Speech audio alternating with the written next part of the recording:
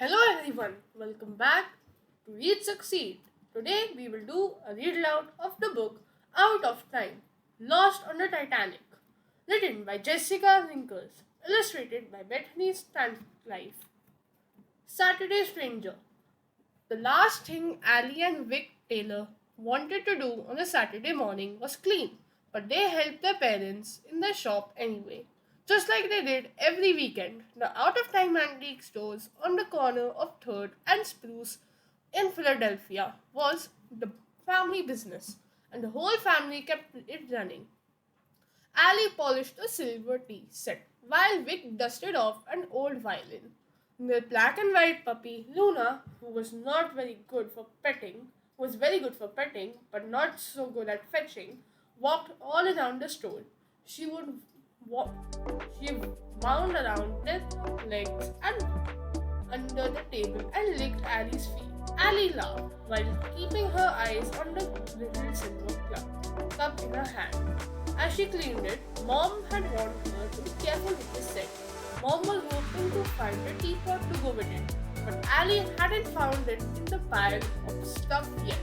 While she worked, Luna's sweat brown eyes and wiggly tail were begging Ali to take her out. Vic, can you take Luna for her walk?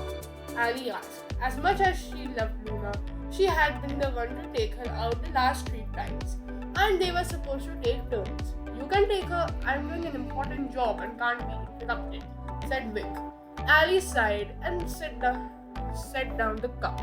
Big brothers were so bossy. Even when they were only 1 year older, Ali reached for Luna's leash. But just as she did, the little bell on the door chimed. A customer? They hadn't had a customer all week, but it was only Vic's best friend, Max. Hi Vic, Max said. Want to go to the park? He can't, said Ali. He's doing a very important job and can't be interrupted. Vic crossed his arms and shook his head.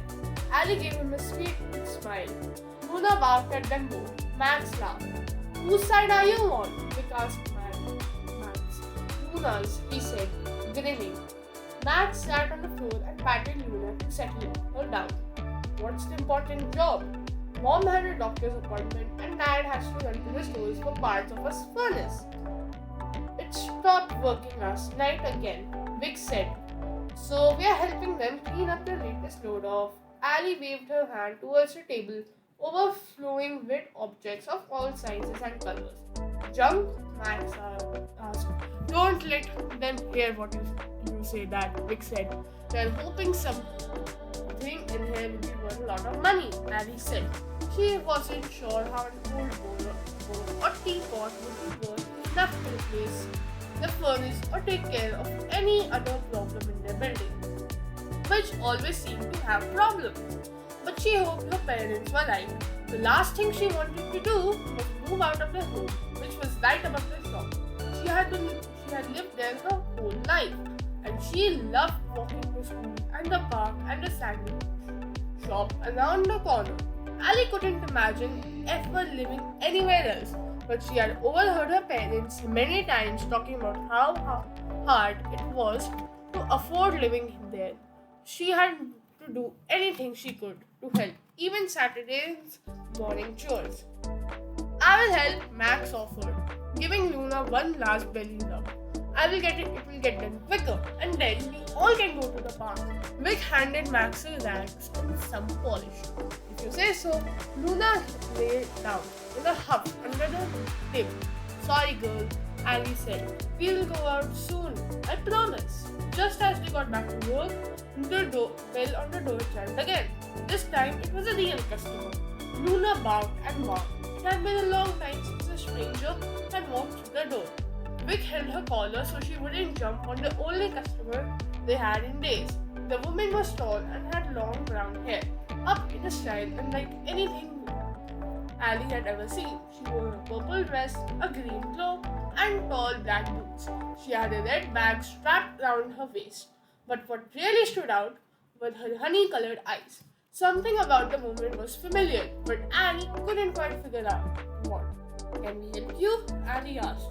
I'm looking for Allison and Victor Taylor. The woman said she had an accent that none of the kids recognized. Do you know, ma'am? I'm Victor, but everyone calls me Vic. And this is my sister, Ali. Do you mean you want to talk to our parents? No, the woman said. A large smile spread across her face. I came to see you too. And you, she pointed at Max. Me? Max said. Why me? Because this involves all three of you and your futures. My name is Juniper. I have something important to give you. But before she could finish explaining, Luna began barking and lunging at her again. Luna, quiet, Vic said.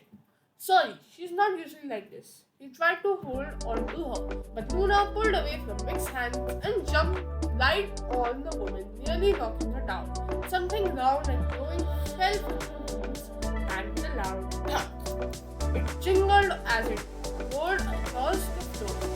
All three kids grabbed for it, but no one could move quicker than Luna. She gobbled up the glowing ball in one minute. Luna! Vic said. Vic yelled. No! It's too late, Ali said. She tried to look in Luna's mouth. She swallowed it. Hey, at least Luna fetched, said Mac. Fetching usually involves bringing the ball back, Juniper said. Ali couldn't tell if she was angry or making a joke, but she looked worried. Excuse me, ma'am, but what was that thing? Asked Ali. She imagined all kinds of bad things happening to Luna. It was glowing.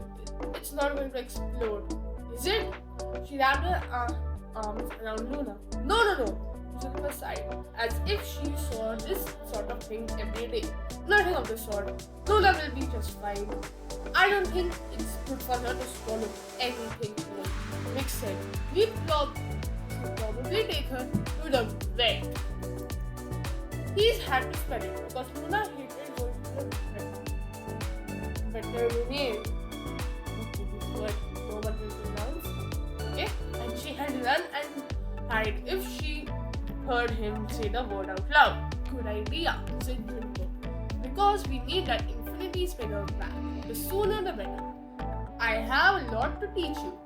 Ali looked at Vic, looked at Max. What's an infinity spinner? Max asked. And will it do something bad to Luna? Ali asked. It won't do anything, at least not on its own. It's kind of like a GPS that works in time and space. Juniper said, but it can't fall into the wrong hands. She looked at Luna, awestruck. Juniper must have been able to tell that Ali wasn't believing all of this. Because she said, I know it sounds crazy, but your future depends on getting that spinner back. What is that supposed to mean? Vic asked. Even we have the same question. I will explain everything. Once the vet, Vic said, she knows that word. He covered Luna's ear with his hand. I will explain everything once the VET helps Luna. I promise, but we don't have a lot of time to waste, said Juniper. Ali ran over to her parents' desk and found the vet's number. Her hands were shaking, so Vic took the phone and made the call. When he told them it was an emergency, Ali's heart felt like it was beating extra hard. If only she had taken out Luna earlier, none of this would have happened. Luna was only a puppy. She didn't know any better. Everything will be okay. Max brought the leash to Ali. Ali attached it to Luna's collar, and all five of them left the room shop in the corner. We will walk to the VET all the time, Ali told Juniper. She gets into a lot of trouble. Juniper laughed. I know. Max raised his eyebrows at Ali. She shrugged. Maybe Juniper had seen them walking to the vet before. She didn't care. She just wanted Luna to be safe. Luna seemed to be feeling fine, but when they got closer to the vet, the dog realized where they were going. She began bouncing around and barking. Luna pulled so hard, she nearly dragged Ali off the sidewalk. Juniper tried to help when she could. Before she could, Luna twisted just right and slipped out of her collar. She ran down the sidewalk and away from the vet, dashing people as she went. Dashing between people as she went. Luna! All three kids yelled and chased after her. Juniper yelled for them to wait, but they kept going. had to stop Luna from running away, or worse, running into traffic. Max was the fastest, slipping ahead of Vic and Ali. Luna looked back at them twice, but she just kept running. It looked like he was even smiling at them, enjoying the chase. Luna, Ali pretended she had something in her hand. Treat! Genius, Max said. Luna stopped running. She turned to them. She sniffed the sidewalk. She sniffed the man's shoe. The man grabbed at Luna. They realized someone had stopped to help. All three kids ran towards him, but he made a smile on his face that wasn't entirely friendly, and he was wearing a long like like Chipmunk, only it was made out of something like tinfoil, which didn't make any sense in the middle of the afternoon. Actually, it didn't make any sense at any time. Ali did not like the look on his face and she wanted her puppy back. No! Junpa yelled when she saw him starting everyone. The man let go of Luna and ran. Luna went right on Sniff. Who was that? Because just get the dog, Junpa yelled. Fast! Then Luna started chasing her tail. What in the world is she doing? Ali asked. I think she forgot about the BET, Max said. Now's a chance to catch her, Ali said. They snuck up on Luna as she spun 5 times, happily playing with her own tail. It was the very first time she had seen it, but not actually. But just as Vic was about to grab her, they were blinded by a flash of light. Then the 3 of them were lifted off their feet and everything seemed to spin. Last thing Ali heard was Junpa yelling, "Wait!" The flash of the light was gone and the spinning stopped. Ali rubbed her eyes. They were no longer standing on the sidewalk in the city. They were in the middle of the ocean, on the deck of a very large ship. Aboard! Ali grabbed, wailing. Luna was moving inside. Ali tried not to panic, but Luna was still so young. How would she know what to do on a ship? How would they know what to do on a ship? This had to be some kind of strange dream. Ali stared at the enormous stacks above them. Max leaned over the railing and peered at the dragging waves beneath the ship. The air was very cold and damp. It made Ali's nose and throat hurt a little. Max was the first to speak. What just happened? I'm not sure, said Vic, but I think we are on the ocean liner, one of those huge ships used to carry across the Atlantic. It looks like the Titanic, Ali whispered, although she was worried about Luna. History was Ali's favorite subject.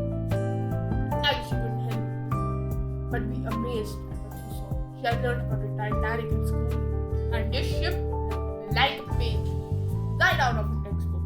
But there was no way they could not be standing on the deck of a ship that had sunk more than 100 years ago. Yes, Vic said. Exactly like the Titanic. But he looked like he didn't believe what he was saying. He also looked a little scared. That worried Ali. Vic was never afraid of anything. That's not possible, Max said as a man wearing a top hat and a long coat came towards them, looking at the three of them like they were creatures from another planet. Max, as the man walked past, Max reached up and tapped the man's hand. Max! And he grabbed his hand. Fortunately, the well-dressed man kept moving forward. I know it's not possible, but we are looking at it, Vic said. 1 second, we were trying to catch Luna, and the next, we're standing here. Her spinning must have sent us here, Ali said. Her spinning and that spinner stuck inside her. Ali thought about the poor Luna on the ship, who lost on his ship, all by herself. The poor pup had never even seen the sea, the ocean. Just like Junpa said, the cheapest time and space. Max said, what if she was telling us? What if it turned Luna into a bottle of some sort? Where is Luna? Ali asked. She looked down the deck in both directions, and all she saw were people in distance. The ship was so big, it looked like going down several city blocks. freezing. We have to find her and get her home. Allie hugged herself to keep warm. If we are right and Luna's a portal and chasing her tail got us here, chasing her tail again has to get us back, right? Neither of the boys answered. They walked on the deck for a while, looking for the black and white dog. They passed lifeboats hanging above the deck and large red and white flotation links. Everywhere they looked, there were doors and passageways leading off of the deck. Allie might have actually enjoyed exploring the massive ship if she weren't worried about Luna and getting back home. Every once in a while they called Luna's name, but there was no sign of her. And Luna wasn't sure, and Allie wasn't sure if Luna would even be able to hear them over the crashing waves and howling ship engines. She also wondered if Luna hadn't made the ship in the first place. Maybe she had spun off somewhere else. Maybe the three of them were stuck there. If Vic was right and this was the Titanic, they're in very big trouble. Everyone looked elegant and old-fashioned, like an antique photographs her parents never sold. But there was still no sign of Luna. So Allie asked, "What is the name of the ship?" Officer Louis looked at her like she was trying to start trouble. "Little lady, unless you're stowaway, you know perfectly well you're aboard the unsinkable Titanic. Now off with you. Get back in third class, where you and those other ruffians belong." "Yes, sir," Vic said, trying to pull his sister and best friend along. "We are leaving. Sorry to bother you." Vic, Allie, and Max turned quickly, walked in the direction they had come from. "Well, I think we know for sure what the British spirit does," Vic said. He stopped and pointed to one of those flotation rings. "What?" asked Max. But Allie already saw what Vic was pointing at. Printed on the side was RMS Titanic. There was no doubt now. Trunkel's infinity spinner had made them travel through the time and space, and it had landed them on the deck of the Titanic. "This is not good," Max said, shaking his head. "Not good at all. Way worse than the VET. All we have to do now is to find Luna, and fast," Allie said. "This ship is enormous," Vic said. "Where do we even start?" "If I know anything about Luna," said Max, "she loves to eat." Allie nodded. "Yes, the kitchen. We have to find the kitchen. I think it's called a galley or a ship. And on a ship this big," Allie thought there were probably several. She had learned that the Titanic had many levels of living quarters, and she guessed that each one probably had its own galley, and any one of them would be Luna's personal smoking paradise. "We have to start somewhere," she said, pushing open a door that led into a long, bright, warm passageway. "Let's follow our noses." What's an IT store? And some useless, but if you want to know more of this, I'll tell you later in later videos. So basically, we have finished the book. Hope you enjoyed. Please read aloud, like and subscribe. If you want more of this, let us know by liking the video.